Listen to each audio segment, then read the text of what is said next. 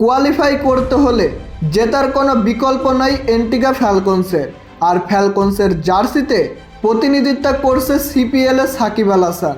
তবে এদিন সাকিব আল হাসানে ব্যাপকভাবে হতাশ হয়েছে সবাই, কেননা 188 রানের বিশাল লক্ষ্যে তারা করতে নেমে শুরু থেকেই দুর্দান্ত খেলছিলেন অ্যালেক্স গাউন্স। তবে 110 রানের মাথায় অ্যান্টিগা ফ্যালকন তৃতীয় উইকেট হারালে উইকেটে আসেন সাকিব আল হাসান। আর সেখানেই সবচেয়ে বেশি হতাশ হয় এই দলটি, কেননা সাকিব আল হাসান উইকেটে সুবিধা করতে পারেনি। শুরু থেকেই দেখে শুনে খেলার চেষ্টা করছিলেন, স্ট্রাগল করছিলেন। একটি ছক্কা এবং একটি 4 মারার পর কিছুটা আশা জাগাচ্ছিলেন ভক্ত সমর্থকদের মনে, কিন্তু না। এরপর বাউন্ডারি লাইনে ক্যাচ দিয়ে ফিরে গেছেন প্যাভিলিয়নে, করেছেন 12 বলে 15 রান। সাকিব যখন আউট হন তখনও দলের প্রয়োজন 27 বলে 48 রান।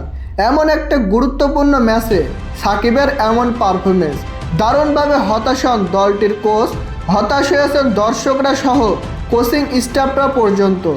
যদিও শেষ পর্যন্ত জিতে গেছে সাকিব আল হাসানের দল, তাই হয়তো এই ব্যর্থতা ভুলে যাবে অ্যান্টিগা ফ্যালকনস। উল্লেখ্য যে এর আগে বোলিংয়ে সুবিধা করতে পারেননি সাকিব। 3 ওভারে 33 রান খরচা করেছেন, 3 ওভারে 33 রান খরচ করেছেন, কোনো উইকেটের দেখা পায়নি।